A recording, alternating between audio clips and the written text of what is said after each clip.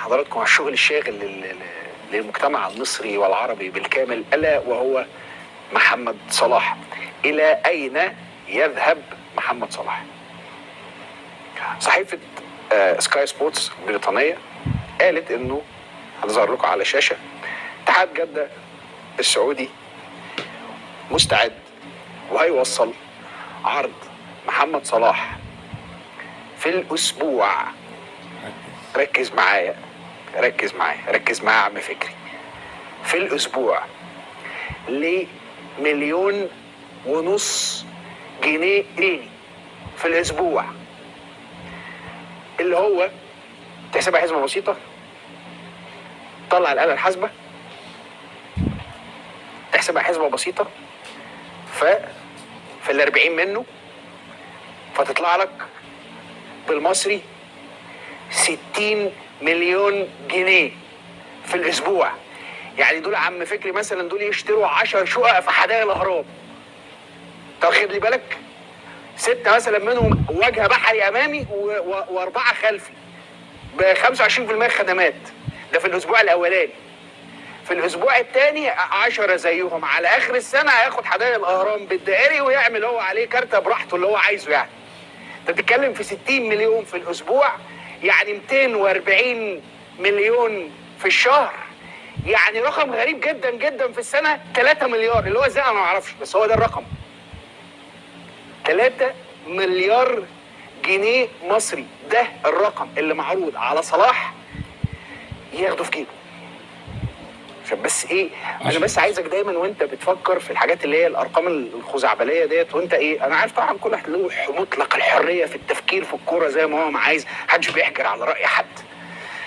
بس وانت بتتكلم كده وبتقول محمد صلاح يوافق ولا ما يوافقش، لا حط بس الارقام دي كده قدامك كده بالصلاه على النبي، عشان واحد لو حد اداله 2 جنيه زياده فوق المصلحه بتاعته هيفلق. عشان بس ما نجيبش بقى ونقعد نعيد ونزيد وتقول لي انا بجيب لك من الاخر. فانا بس عايزك تحط الارقام دي. بص، انا عايزك تحط الارقام دي قدام عينيك، وبعدين قول بقى اللي انت عايزه. صلاح يمشي ما يمشيش، لا يقعد، اصل فصل مصل، الكلام ده كله. صلاح بالمناسبه بياخد في الشهر في الاسبوع هناك في ليفربول 350,000 جنيه استرليني. يعني توصل بالحوافز بقى لما يقعد يعمل اسيست واوفرات ويجيب اجوان ويعمل الحاجات دي كلهم، واخد له 400,000 استرليني. هو رقم كبير اكيد بالمناسبه، يعني ورقم كبير في الاسبوع 400,000 استرليني. ده من الارقام الكبيره هناك، مش من الارقام القليله. بس هو بقى معروض عليه مش 400، عشان بس تبقى فاهم النسبه والتناسب في الارقام عامله ازاي. بقول لك اشتري 10 شقق مرتاح في الاسبوع الاولاني، وبعد كده ممكن يضم اخر فيصل على الحدائق ويعمل كوبري لوحده، ما عندوش مشكله خالص في القصه دي. والنبي بس يبقى اهتم بالمنطقه المريطيه، الله يبارك لك، والكوم الاخضر.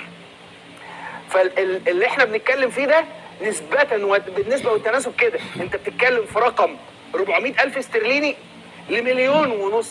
خليك معانا يا استاذ ابتهال، ده الارقام دي لعبتك.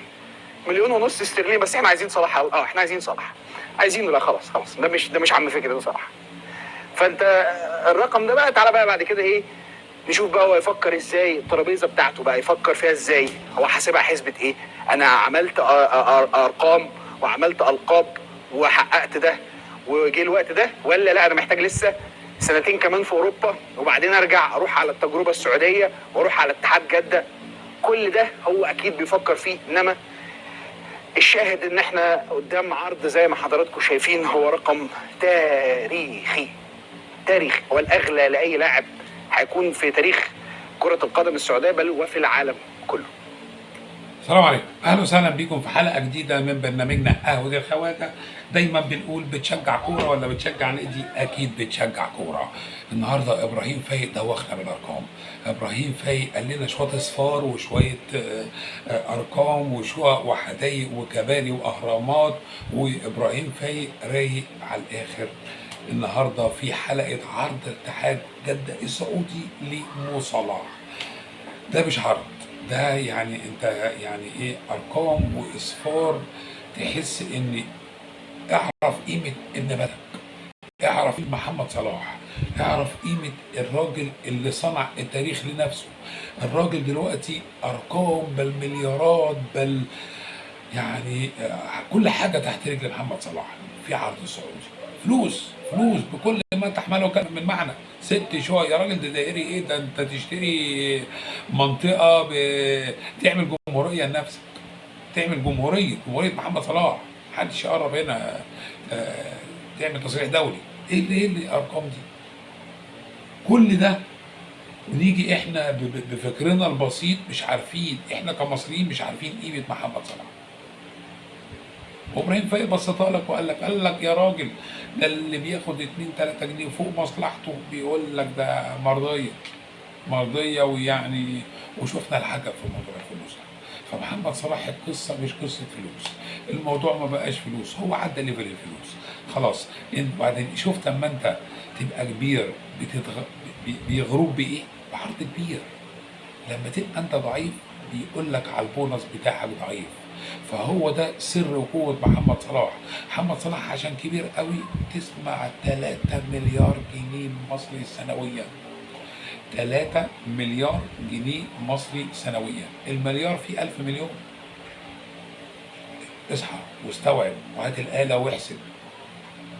لو انت لعبت على قدك ممكن يتحط فيك 1.5 مليون دولار، 30 40 مليون، 100 مليون، ده لو انت يعني.